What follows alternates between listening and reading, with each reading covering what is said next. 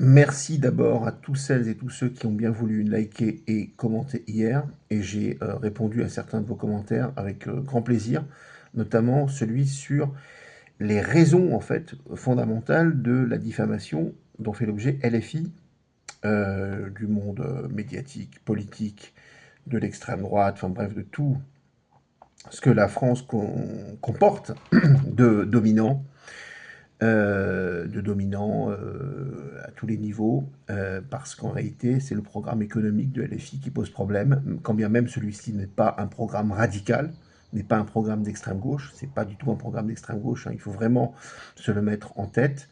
Et puis tout simplement, c'est un programme keynésien, mais qui est insupportable dans le monde néolibéral, quoi. Après 40 ans de néolibéralisme, le moindre petit écart vers la gauche, vers un rééquilibrage, vers des mesures de fiscalité, de rééquilibrage de société, tout ce que vous voulez, est inacceptable.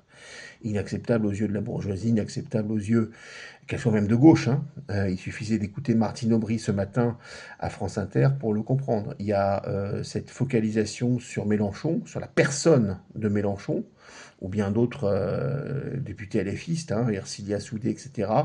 Ça dissimule en réalité, fondamentalement, une peur des possédants, une peur qu'il y ait une remise en question des avantages fiscaux qu'ils ont, je dirais du fric qu'ils ont mis parfois pour plusieurs générations de côté, qu'ils ont spolié au reste de la population. Bah, évidemment, ils ont l'expérience, ils ont lu des livres d'histoire comme tout le monde, ils ont vu qu'il y avait une révolution en 17, etc. Ils ne veulent pas que ça se reproduise, donc ils sont très très sourcilleux, un peu comme on a pu voir dans certains pays d'Amérique du Sud, après 40 ans de Pinochet, eh bien, les possédants ont tout verrouillé, hein, donc évidemment c'est très compliqué de venir d'aller sur leur plate-bande tout simplement. Bon, je voulais aujourd'hui parler de toute autre chose.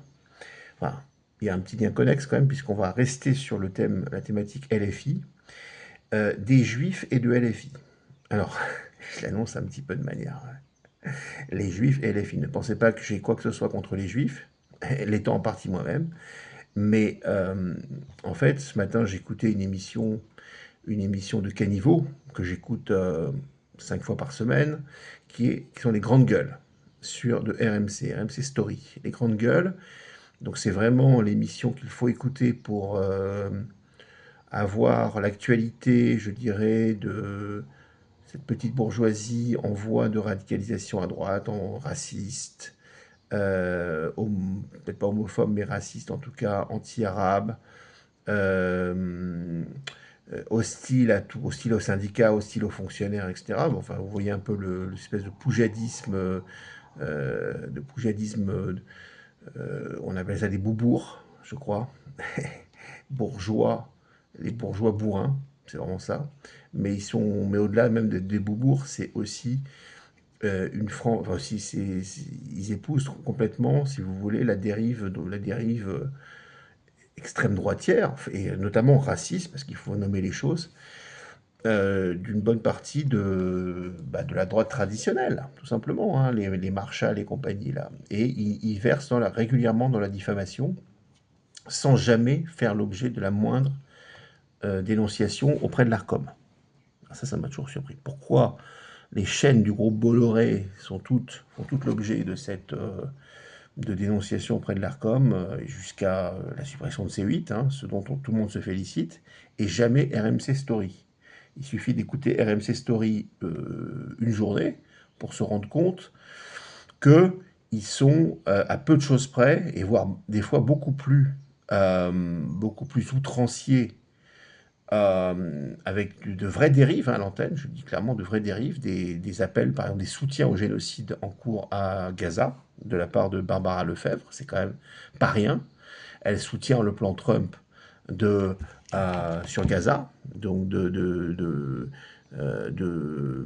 création d'une espèce de marina, là, enfin une station balnéaire de luxe à Gaza, après avoir chassé toutes les populations gazaouies. Donc c'est quand même ça, on en est là. Elle se permet ce genre elle se permet ce genre de déclaration à l'antenne, alors peut-être pas sur RMC Story, mais sur i24 News, et elle est jamais inquiétée, jamais, elle fait jamais l'objet, par exemple, de signalements à l'Arcom ou via Pharos, et elle est maintenue, et plus que jamais, elle est défendue aussi par les deux animateurs Truchot et Marchal.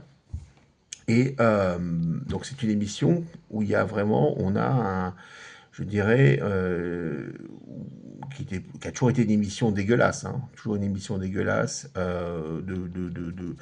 je dirais, de populistes poujadistes. C'est vraiment ça, c'est vraiment ça. C'est vraiment le chauffeur de taxi raciste parisien qui écoute ça en bruit de fond, enfin vous voyez le genre, hein, les petits artisans, etc., les petits boutiquiers, les restaurateurs. Bref, c'est pas la gauche, hein. C'est clairement pas la gauche. C'est, eh bien, ces gens-là, cette émission, pardon, est régulièrement, fait l'objet régulièrement de dérives, de dérives et surtout de propos à l'antenne qui sont ouvertement condamnables, diffamatoires et qui ne sont jamais, jamais reportés, enfin, font jamais l'objet d'un, comment dire, d'un signalement auprès de l'Arcom ou via Pharos, etc. Et c'était le cas ce matin, lorsque, une fois de plus, le restaurateur Stéphane Manigold, je ne sais pas si vous voyez qui c'est un espèce de restaurateur là, parisien qui a plusieurs restaurants et qui se vante régulièrement de licencier ses salariés, qui est une espèce de macroniste de droite, pro-police, pro-Darmanin, etc. Et bien ce matin, il a encore affirmé qu'il faut interdire LFI. Interdire LFI. Voilà, il dit ça à l'antenne. Aucun, alors même pas, parce que il y a le devoir quand même de la part des animateurs, c'est de maîtriser l'antenne. Et ils sont les premiers d'ailleurs à le dire, oui, mais nous on fait attention, on maîtrise l'antenne, il se passe un incident, tout de suite on signale, enfin je veux dire, on recadre le chroniqueur, etc. Et là, force est de constater que ça a été prémédité, non seulement c'était prémédité, et Manigol n'a fait l'objet aucune reprise au moment où il a dit ça. Il a dit, et puis on l'a laissé, hein, bien développé, hein, il faut interdire LFI.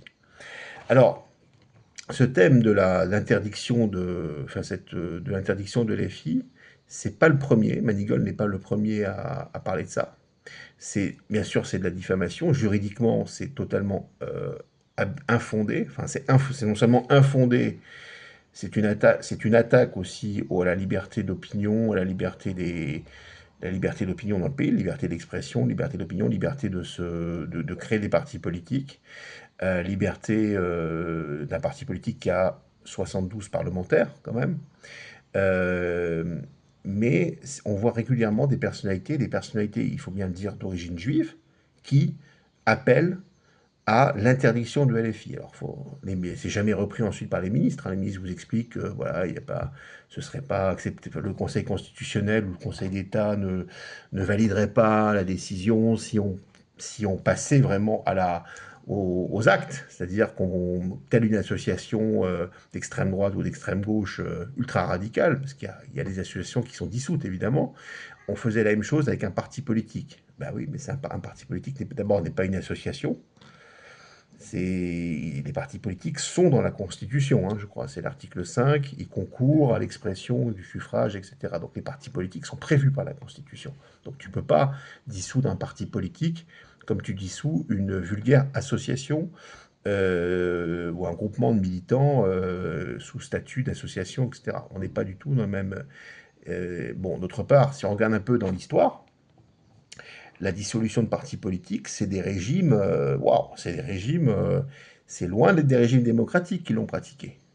Quand est-ce qu'il y a eu dissolution de partis politiques? Il y a eu les années 30, par exemple, il y a eu l'Allemagne, où ils avaient l'Allemagne pré-hitlérienne ou hitlérienne, où les partis politiques ont été interdits, voilà, sauf le parti nazi NSDAP, c'était le parti unique. Donc voilà, on a déjà ce précédent-là, donc déjà au niveau des références, je vous laisse un peu, je vous laisse un peu vous faire votre idée.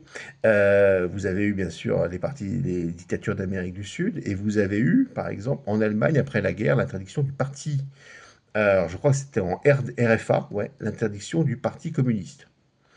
pour des raisons compliquées, parce qu'il y avait, c'était la guerre froide, etc. Mais c'était dans la Constitution. Ça avait été constitutionnalisé. Avec la loi fondamentale de 1949, en Allemagne, le Parti communiste était interdit. Et il est resté assez longtemps. Bon, on voit ça aussi en Corée du Sud, on voit ça dans des démocraties libérales, illibérales, hein, je précise bien, non pas libérales, où vous avez eu l'interdiction formelle de certains partis. Parce qu'ils avaient, dans le passé, été, joué un rôle particulièrement néfaste pour l'unité nationale. Au Japon aussi, vous avez eu les partis qui ont succédé à la dictature d'entre-deux-guerres, hein, la dictature qui a mené jusqu'à Hiroshima, etc. Donc vous avez eu maintien de certaines interdictions au Japon, notamment le Parti communiste aussi, dans le contexte de la guerre froide.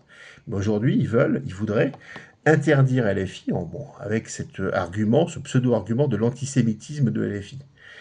Et ce matin, en l'occurrence, si j'ai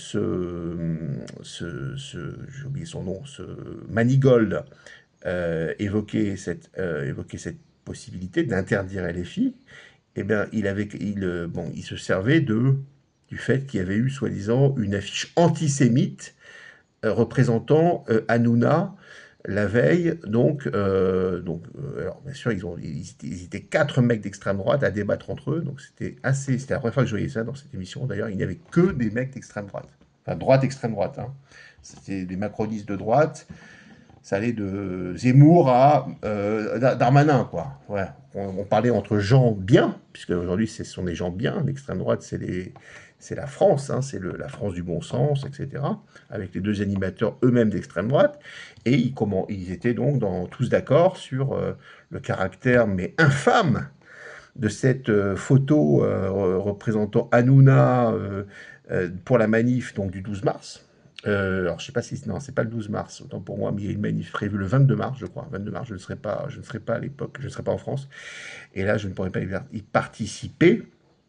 Et donc, un appel à manifester pour bien comprendre qu'il y avait aussi les relais de l'extrême droite. Un appel de donc, LFI à manifester, LFI avec plein d'associations antifascistes, antiracistes. Voilà.